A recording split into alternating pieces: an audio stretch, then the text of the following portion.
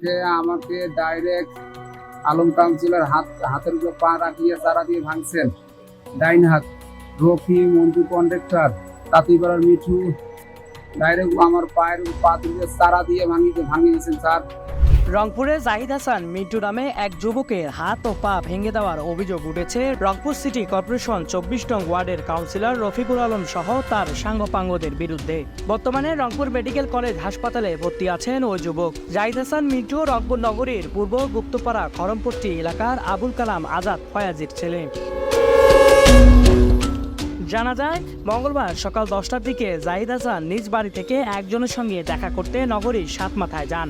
সেখান থেকে ফেরার পথে রেলগেট এলাকা থেকে তাকে একটি মোটরসাইকেলে তুলে তাঁতিপাড়া হাউজিং স্টেশনের পাশে নিয়ে যান ঠিকাদার মঞ্জু। সেখানে কাউন্সিলর রফিকুল আলম ও মঞ্জু সহ ১২ থেকে ১৪ জন জাহিদ হাসানকে মারধর করে তার বাম হাত ভেঙে দেন।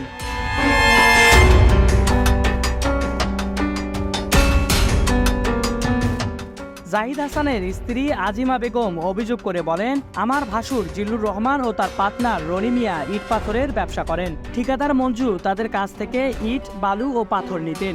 এই দেওয়া নেওয়াকে কেন্দ্র করে গত ১৬ এপ্রিল ঠিকাদার মঞ্জু মিয়া আমার ভাসুর ও তার পার্টনারকে মারধর করেন। এ ঘটনায় ভাসুরের পার্টনার রনি মিয়া বাদী হয়ে ঠিকাদার মঞ্জু সহ কয়েকজনকে আসামি করে রংপুর মেট্রোপলিটন কোতোয়ালি থানায় অভিযোগ দেন।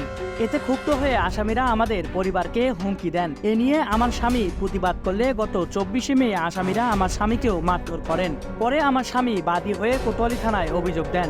এতে আরো ক্ষিপ্ত হয়ে ওঠেন তারা। আমার স্বামী মনে করেন যে ব্যবসায়ী লোক, তুষারের সিজনের সময় তুষার ব্যবসা করে, তো গরমের সময় তরমুজ নিয়ে আসে ব্যবসা করে। আমার স্বামী যে এখন ব্যবসায়ী লোক, এ যে এমন করিয়া ঢাকায় নিয়ে যায় যে ওকে মারধর করলো, ওর হাত ভাঙ্গি দিল, পা ভাঙ্গি দিল, এখন ওর কী ব্যবস্থাটা হবে?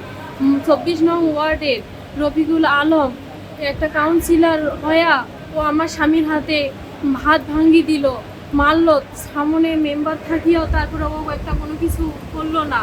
এখন আমি আমার সন্তান নিয়ে, আমি ছোট পরিবারটা নিয়ে আমি কি করব? আমি এই ছোট বাচ্চাকে নিয়ে আমি কি করব? আমার স্বামীতে হাত পাগুলা ভাঙ্গি দিছে, ১ বছরও তো ওর ভালো হওয়ার কোনো সম্ভাবনা নাই।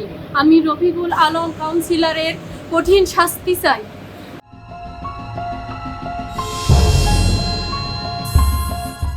জাহিদ হাসান বলেন, কাউন্সিলর রফিকুলের হাত পা ধরেছিলাম, কিন্তু তার মন গলেনি। প্রথমে কাউন্সিলর আমার ডান হাত মোচড়ে ভেঙে দেন। এরপর মঞ্জু সহ অন্যান্যরা আমার ২ পা ভেঙে দেন। পরে কাউন্সিলর চাঁদাবাজকে ধরেছি বলে পুলিশকে খবর দেন। ৩ জন পুলিশ এসে আমার অবস্থা দেখে তারা চলে যান। পরে আমার পরিবারের লোকজন খবর পেয়ে আমাকে উদ্ধার করে হাসপাতালে নিয়ে আসেন।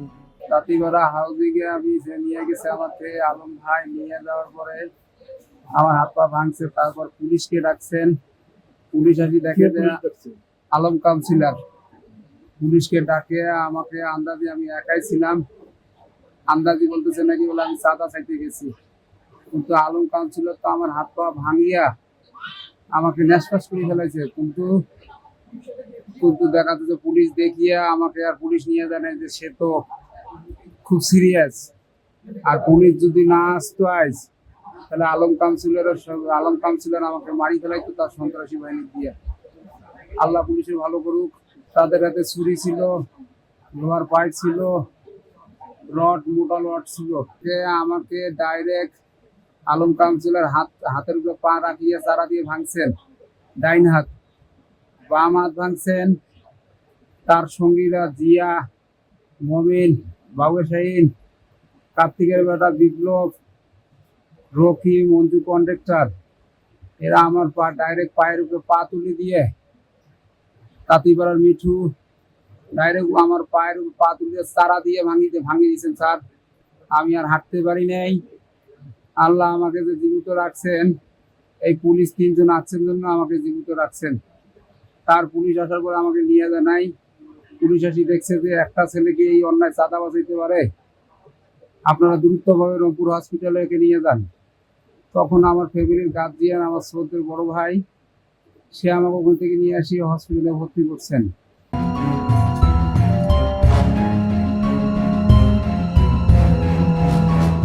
তবে অভিযোগের বিষয়ে অস্বীকার করেছেন কাউন্সিলর রফিকুল আলম। তো অফিসে আসেন, আমি বলতেছি আমি জানি না, পরে আমি শুনছি, শুনি যে থামাইছি জিনিসটা।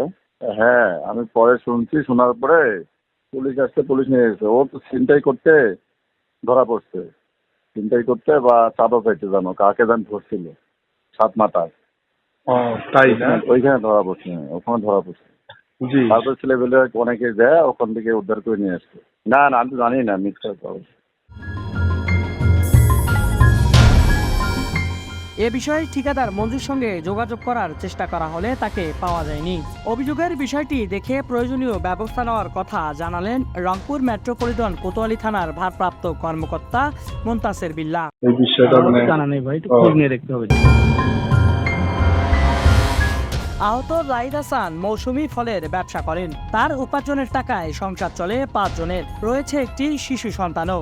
স্বামীর চিকিৎসার ব্যয়ভার ও পরিবার নিয়ে দুশ্চিন্তায় স্ত্রী আজিমা বেগম।